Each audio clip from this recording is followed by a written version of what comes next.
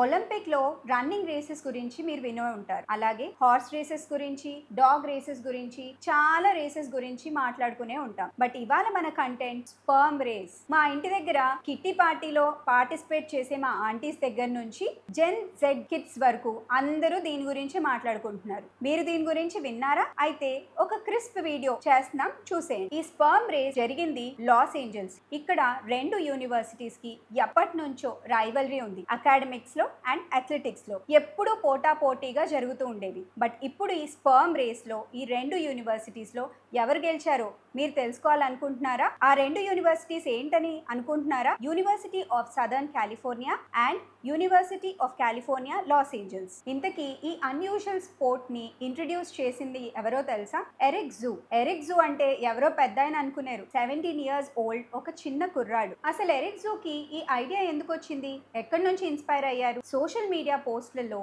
Over 50 years sperm count అనేది 50% దాకా తక్కువ అయిపోయిందని తెలుసుకుని మేల్ ఫర్టిలిటీ అవేర్నెస్ గురించి ఈ రేస్ అనేది కండక్ట్ చేద్దామనే థాట్ ఆయనకు వచ్చింది. రెండు యూనివర్సిటీస్ నుంచి బెస్ట్ మెన్ ని సెలెక్ట్ చేసుకుని on the basis of no smoking, no alcohol, no drugs and good happy hormone select చేసుకుని వాళ్ళకి diet and healthy lifestyle and fitness ని అలవాటు చేసి ఎవ్రీ ఫ్రైడే వాళ్ళ వెల్నెస్ ని చెక్ చేసుకుంటూ ఈ రేస్ కి వాళ్ళని రెడీ చేశారు. అదే కాదండి, వాళ్ళకు ఒక హ్యూజ్ అమౌంట్ ప్రకటించారు. ఈ రేస్ లో గెలిచిన వాళ్ళకి $10,000 అంటే దగ్గరగా 8 to 9 lakhs అనేది విన్నింగ్ ప్రైజ్ గా అనౌన్స్ చేశారు. ఇలా ప్రిపేర్ అయిన ఆ ఇద్దరు కంటెస్టెంట్ స్పర్మ్ తీసుకుని దాన్ని సెంట్రిఫ్యూగేషన్ చేసి ఈ రేస్ కోసం ఒక మైక్రోస్కోపిక్ రేస్ ట్రాక్ ని సెట్ చేసుకున్నారు.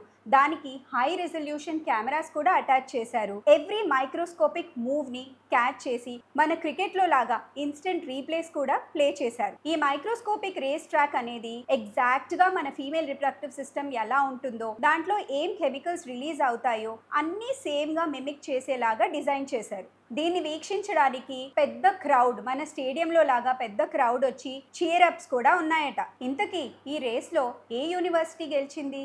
ఎవరు గెలిపించారు? మన యూనివర్సిటీ ఆఫ్ సదర్న్ కాలిఫోర్నియా నుంచి Tristan Milker, also called as Tristan Michael. ఈయన గెలిచారు. He's a 20 year old. ఈ హ్యూజ్ జాక్పాట్ ని దగ్గించుకుని ఫాస్ట్ అండ్ ఫ్యూరియస్ కాదు, ఫాస్ట్ అండ్ ఫర్టిలియస్ అని ప్రూవ్ చేసుకున్నాడు మన ఫర్టిలిటీ అథ్లెట్. మనం ఏమీ ఒలింపిక్స్ లో గెలవనక్కర్లేదు, అలా అని స్పర్మ్ రేసింగ్ లో ఫస్ట్ రానక్కర్లేదు. మన ఫ్యామిలీ లైఫ్ లో గెలవాలనుకుంటే healthy reproductive tips and fertility tips కోసం మన ఛానల్ ని సబ్స్క్రైబ్ చేసుకోండి.